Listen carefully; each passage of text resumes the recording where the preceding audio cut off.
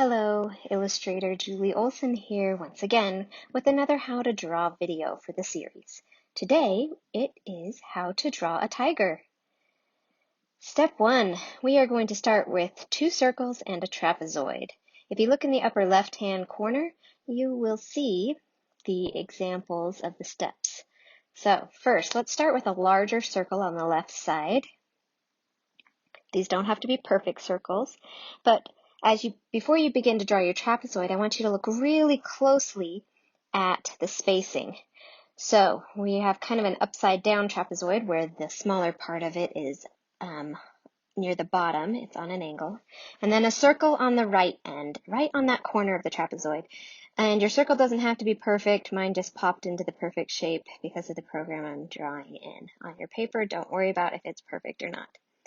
So now we are going to move on to step number 2, which is 3 triangles, 2 ovals, and 1 U shape. We're going to start off with a large triangle on the top, and it's kind of long and it connects that trapezoid and circle. And we've got a smaller triangle for one ear and a smaller triangle for the other ear. Just look at the placement closely. Then we've got 2 ovals. Just draw a letter O. 2 O's right next to each other. This is going to be the tiger's cheeks, and then his jowls, his chin is a letter U, connecting the 2 ovals in the center at the bottom of each oval. Everything will turn out right if you just pay attention to the placement. Step 3, trapezoids, rhombus, pentagon, rectangle, ovals. These are all going to make up the legs of the tiger. We're going to start with the front foremost leg, and we're going to draw a rhombus, we're going to draw a rectangle rhombus. It's kind of like a rectangle slanted on its push to the side. Then we have an upside down pentagon, 5-sided, kind of like a house upside down, followed by a trapezoid, upside down trapezoid, and a rectangle for the lower half of the leg. And finally, a very squashed oval for its front paw, which will be on the ground. Let's move to the back legs. Notice the placement for this back trapezoid. I put a little dot here and here to show you how long I'm going to make that leg. And then an angle down, which kind of angles off of that back circle. Across, flat on the bottom, and back up. Then we've got a rectangle for its foreleg, its forepaw, and just watch the spacing here. It's kind of like a rhombus rectangle, more just like a rectangle in perspective a bit. Watch the angles there. Now we're going to draw the back rectangle, but it won't be drawn through as a full one, just connecting those lines there, and a squashed oval for his back paw. Check out all the spacing as you draw these shapes, and your tiger will turn out just great. Step 4, we are going to connect these shapes with some lines and curves. So first, we're going to do the back and the body shapes, and then we'll end with the tail. So first, start out by drawing a line from right here on the triangle, on his upper back, to the top of the circle. We don't want to go to the top of the triangle, just to right that spot. Then we're going to draw a line from the back circle bottom to the front edge of that trapezoid. Next, we're going to connect the lines in the back, and we're not going to go quite to the front of that back oval, but we are going to connect the corners on these other trapezoid and rectangle. Let's go toward the front of the body, right under the chin, and circle and trapezoid from the corner of the trapezoid up to that circle.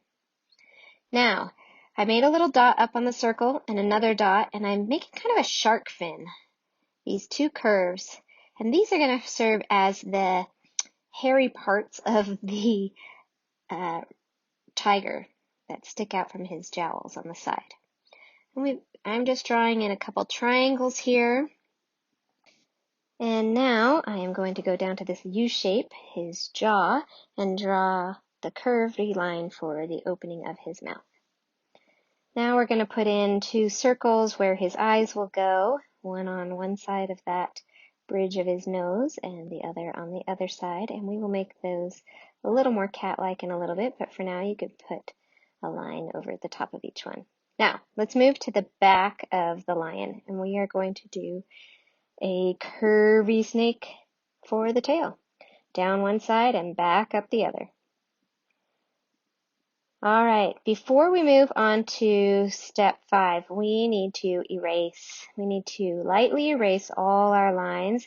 We may have drawn a little bit too dark. I drew dark so that you could see what I was drawing. It's great if you can draw lightly all the way along, then you have less to erase.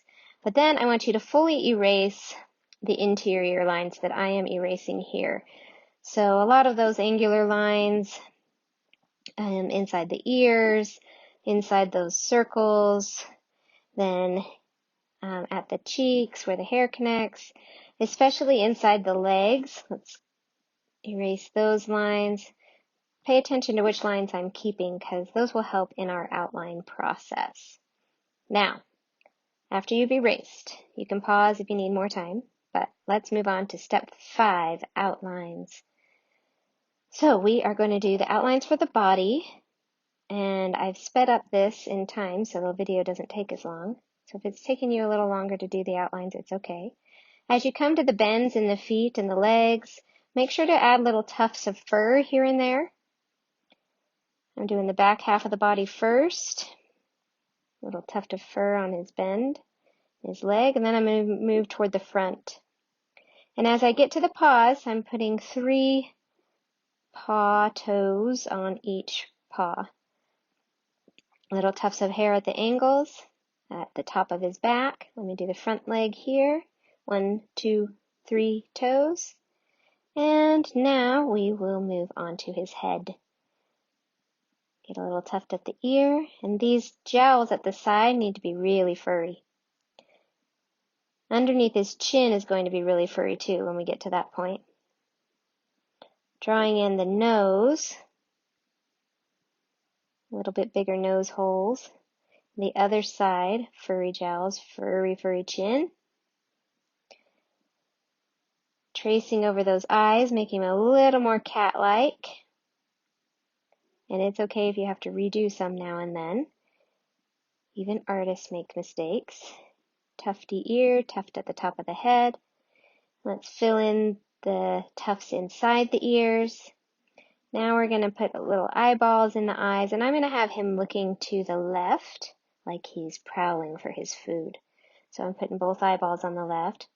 Going to color in a little bit of his mouth. You can color all of it, but I'm just keeping a peak of his tongue there. And then I'm going to put little stripy stripes on his front of his snout. And I am going to start filling in the lines on the tiger's face. I'm starting out with these little upside down Y shapes over his eyeballs.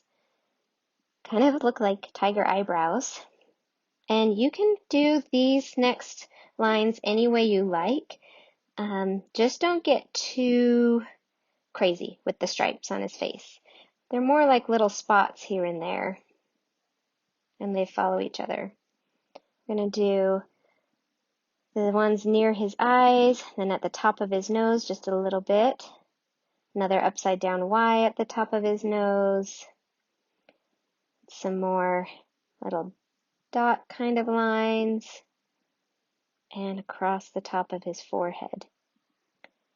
I'm going to do some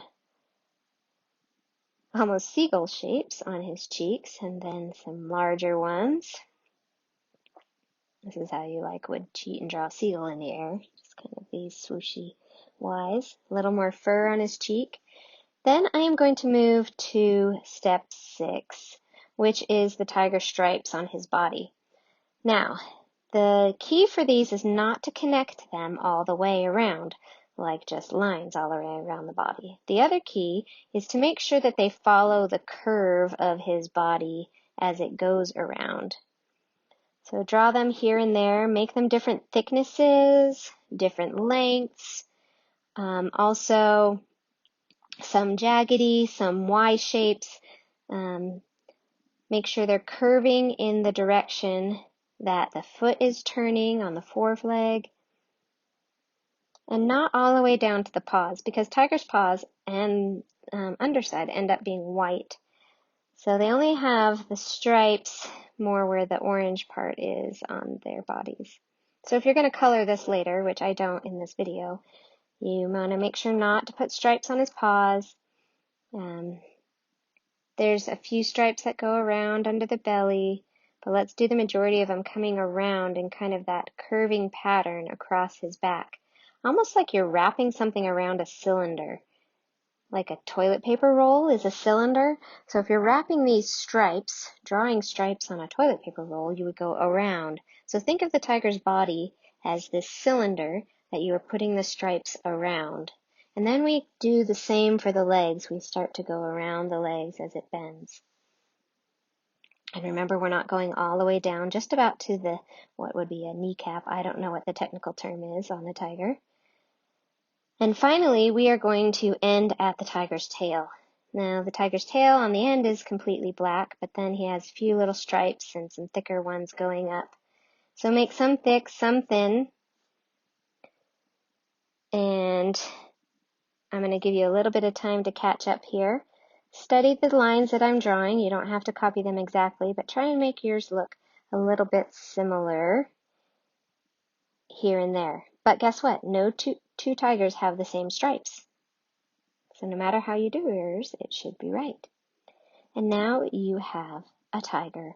I hope you've enjoyed drawing with me today. Please like and subscribe if you want more.